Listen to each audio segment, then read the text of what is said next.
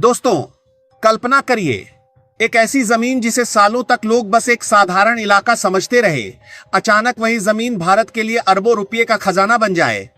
और सिर्फ खजाना ही नहीं, बल्कि वो ताकत भी जो आने वाले समय में पूरे पूर्वी भारत की किस्मत बदल सकती है। पश्चिम बंगाल से इस वक्त जो खबर निकलकर सामने आई है, उसने दिल्ली से लेकर विदेशी ऊर्जा बाजारों तक हलचल बढ़ा दी है। क्योंकि अब खेल सिर्फ राजनीति या विकास का नहीं रहा, अब खेल शुरू हो चुका है तेल का। और जहां तेल होता है, वहां ताकत अपने आप पहुंच जाती है। साल 2018 ओएनजीसी की टीम बंगाल बेसिन में लगातार खोज कर रही थी। कई साल बीत चुके थे, करोड़ों रुपए खर्च हो चुके थे, लेकिन कोई बड़ी सफलता हाथ नहीं लगी थी। तभी अचानक नॉर्थ 24 परगना के अशोकनगर इलाके से ऐसी रिपोर्ट आई जिसने सबको चौंका दिया। जमीन के नीचे सिर्फ तेल ही नहीं, बल्कि नेचुरल गैस और ऊर्जा का विशाल भंडार छिपा हुआ था।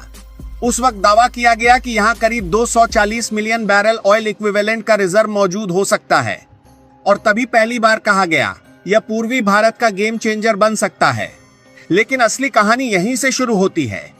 सोचिए, इतनी बड़ी खोज होने के बावजूद 7 साल तक वहां तेल का एक बूंद भी बाहर नहीं निकला। मशीनें नहीं चली, पाइपलाइन नहीं बिछी, प्रोजेक्ट फाइलों में बंद रहा। आखिर क्यों?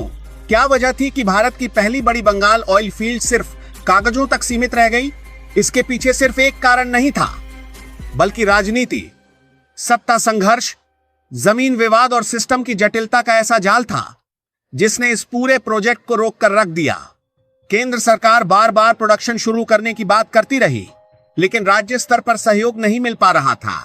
स्थानीय विरोध, जमीन मुआवजे के विवाद और राजनीतिक खींचतान ने इस परियोजना को धीरे धीरे ठंडे बस्ते में डाल दिया। यहां तक कि कई निवेशकों ने बंगाल से दूरी बनानी शुरू कर दी। उद्योग बंद होने लगे, रोजगार खत्म होने लगे, वही धीरे धीरे पीछे छूटता चला गया। लेकिन अब अचानक कहानी पलटती दिखाई दे रही है। दिल्ली में हुई एक अहम मुलाकात ने पूरे मामले को फिर से जिंदा कर दिया। पश्चिम बंगाल भाजपा अध्यक्ष समीक भट्टाचार्य ने वित्त मंत्री निर्मला की, और इस बार सबसे बड़ा मुद्दा था अशोकनगर ऑयल फील्ड को तुरंत शुरू करना।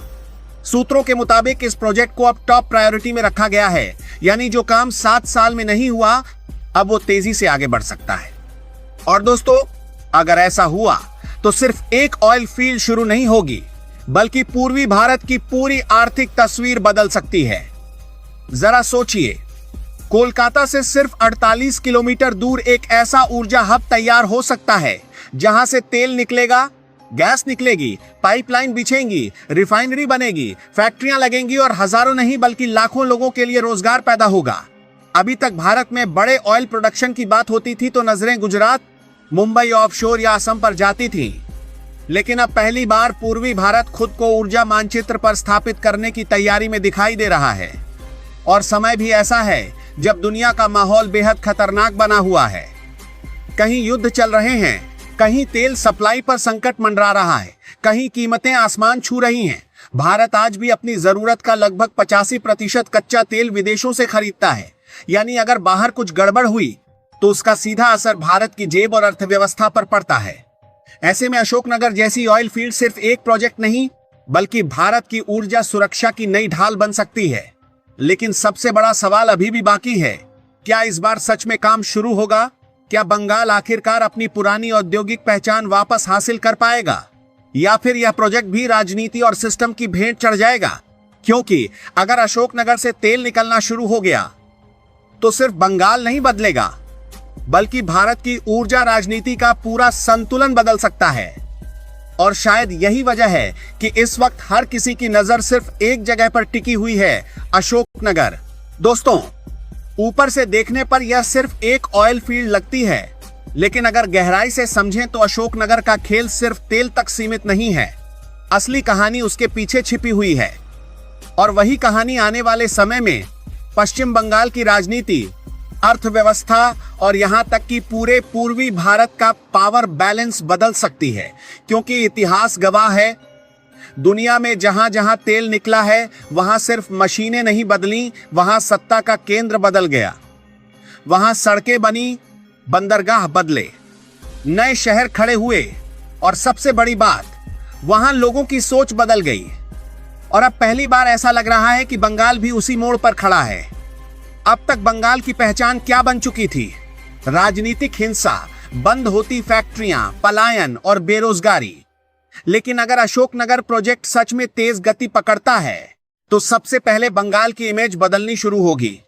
बड़े निवेशक जो आज तक बंगाल का नाम सुनते ही डरते थे, वही निवेशक फिर से कोलकाता और उसके आसपास जमीन तलाशना शुरू कर सकते हैं, क्योंकि उद्योगपति हमेशा वहां जाते हैं जहां ऊर्जा सस्ती और लगातार उपलब्ध हो और तेल गैस किसी भी इंडस्ट्रियल क्रांति की रीढ़ मानी जाती है। एक और बहुत बड़ा बदलाव चुपचाप देखने को मिल सकता है, और वो है बंगाल के युवाओं की मानसिकता में बदलाव।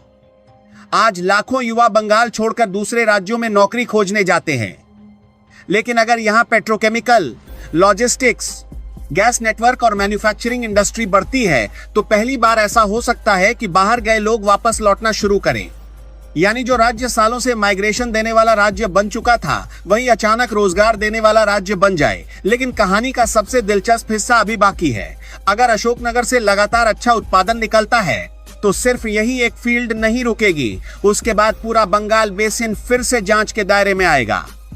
हो सकता है आने वाले वर्षों में बंगाल की जमीन के नीचे और भी बड़े ऊर्जा भंडार मिलने शुरू हो जाएं, क्योंकि कई बार पहली खोज सिर्फ शुरुआत होती है, असली खजाना उसके बाद खुलता है।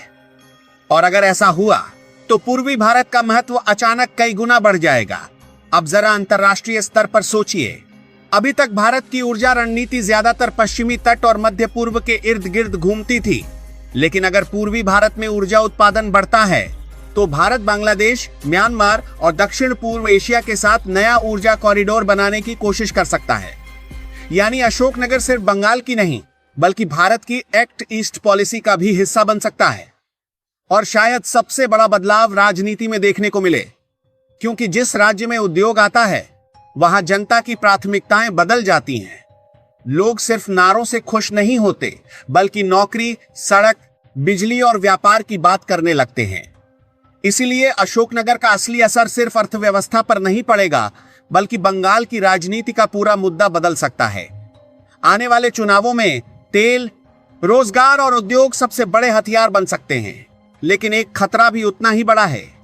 अगर इस प्रोजेक्ट को फिर से राजनीति, भ्रष्टाचार या लोकल विवादों में फंसा दिया गया तो यह बंगाल के लिए बहुत बड़ा मिस्ड अपॉर्चुनिटी बन सकता है, क्योंकि दुनिया तेजी से ग्रीन एनर्जी की तरफ बढ़ रही है। आज जो तेल की कीमत है, जरूरी नहीं कि 15-20 साल बाद भी वही ताकत बनी रहे। यानी बंगाल के पास समय बहुत कम है। अगर अभी मौका पकड़ लिया गया तो तस्वीर बदल सकती है, लेकिन अगर फिर देरी हुई तो यह खजाना जमीन के नीचे ही दबा रह जाएगा। और शायद यही वजह है कि इस बार अशोकनगर को सिर्फ एक ऑयल फील्ड नहीं, बल्कि बंगाल के भविष्य की आखिरी बड़ी उम्मीद माना जा रहा है।